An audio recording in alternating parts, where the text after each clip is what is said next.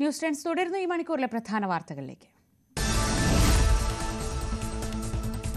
CPI സംസ്ഥാന സമ്മേളനത്തിന് ആലപ്പുഴയിൽ തുടക്കം. പ്രായപരിധി മാനദണ്ഡം എടുത്തുകളയാൻ CPI MLA സ്ഥാനത്ത് 2 തവണ പൂർത്തിയാക്കിയവരെ വീണ്ടും മത്സരിപ്പിക്കേണ്ടതില്ലെന്നും തീരുമാനം.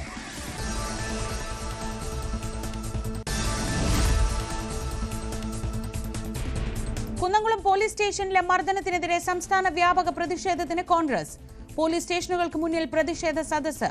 സുജിത്തിനെ മർദ്ദിച്ച ഉദ്യോഗസ്ഥരെ പുറത്താക്കണമെന്നാവശ്യം.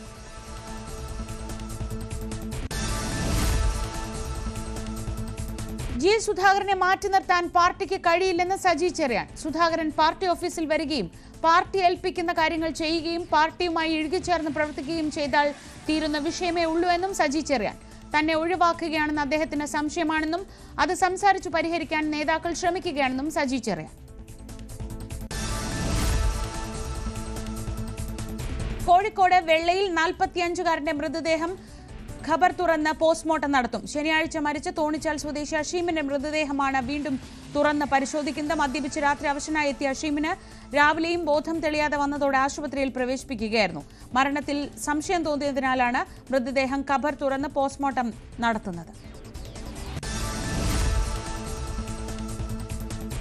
ഖത്തറിലെ ആക്രമണത്തിൽ കൈ കഴുകിയ അമേരിക്ക. ആക്രമണ വിവരം ഖത്തറിനെ അറിയിക്കണമെന്ന് ഇസ്രയേലിനോട് ആവശ്യപ്പെട്ടിരുന്നു. അറിയിച്ചിരുന്നില്ലെന്ന് ഖത്തർ. ആക്രമണത്തെ അപലപിച്ച് ഗൾഫ് രാജ്യങ്ങൾ. കാന്താര 2-ന് കേരളത്തിൽ വിലക്ക്. കൂടുതൽ വിഹിതം ആവശ്യപ്പെട്ടതിനാൽ ചിത്രം പ്രദർശിപ്പിക്കില്ല എന്ന നിലപാടിൽ തിയേറ്റർ ഉടമകൾ. കളക്ഷൻ തുകയുടെ 55% വേണമെന്ന വിതരണക്കാരുടെ ആവശ്യം അംഗീകരിക്കാനാവില്ലെന്ന നിലപാടിൽ തിയേറ്റർ ഉടമകൾ. കേരളത്തിൽ ചിത്രം വിതരണത്തിനെത്തിക്കുന്നത് പൃഥ്വിരാജ് പ്രൊഡക്ഷൻസും ലിസ്റ്റിൻ സ്റ്റീഫനും ചേർന്നു.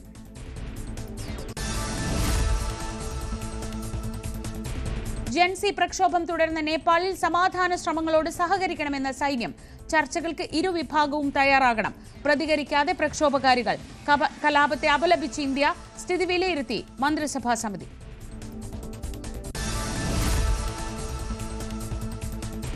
അധിക പിഴ തീരുവ വിഷയത്തിൽ അമേരിക്ക അയയുന്നു. ഇന്ത്യയുമായി ചർച്ചകൾ തുടരുമെന്ന് ഡൊണാൾഡ് ട്രംപ്.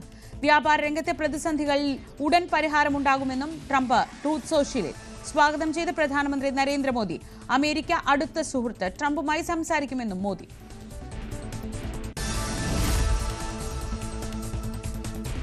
ഉപരാഷ്ട്രപതി തെരഞ്ഞെടുപ്പിലെ വോട്ട് ചോർച്ചയിൽ ഇന്ത്യ സഖ്യത്തിൽ അതൃപ്തി. മഹാരാഷ്ട്രയിൽ നിന്നടക്കം വോട്ട് ചോർന്നതായി വിലയിരുത്തൽ. ചെറു പാർട്ടികളെ സർക്കാർ സ്വാധീനിച്ചു. MP-മാർ മനഃപൂർവ്വം വോട്ട് അസാധുവാക്കിയെന്നും വിലയിരുത്തൽ.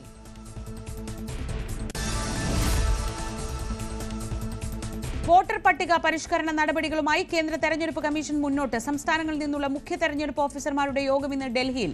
വോട്ടർ പട്ടികയെക്കുറിച്ചുള്ള റിപ്പോർട്ട് അവതരിപ്പിക്കും.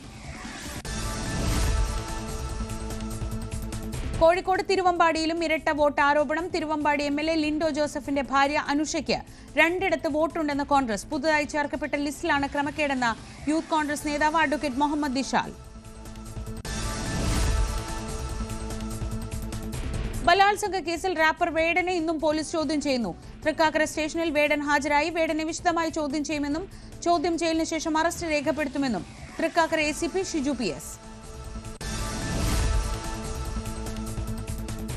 തിരുവിതാംകൂർ ദേവസ്വം ബോർഡ് സംഘടിപ്പിക്കുന്ന ആഗോള അയ്യപ്പ സംഗമത്തിനെതിരായ ഹർജികൾ ഹൈക്കോടതി ഇന്ന് പരിഗണിക്കും. ജസ്റ്റിസുമാരായ V. രാജ വിജയരാഘവൻ, KV. ജയകുമാർ എന്നിവർ ഉൾപ്പെട്ട ദേവസ്വം ബെഞ്ചാണ് ഹർജികൾ പരിഗണിക്കുക. ഹർജിയിൽ സംസ്ഥാന സർക്കാരും തിരുവിതാംകൂർ ദേവസ്വം ബോർഡും വിശദീകരണം നൽകും. ഏഷ്യ കപ്പിൽ ഇന്ന് ഇന്ത്യ ഇറങ്ങുന്നു. UAE-ക്കെതിരായ മത്സരം രാത്രി 8-ന്. സഞ്ജു ഇടം പിടിക്കുമോ എന്ന ആകാംക്ഷയിൽ ആരാധകർ.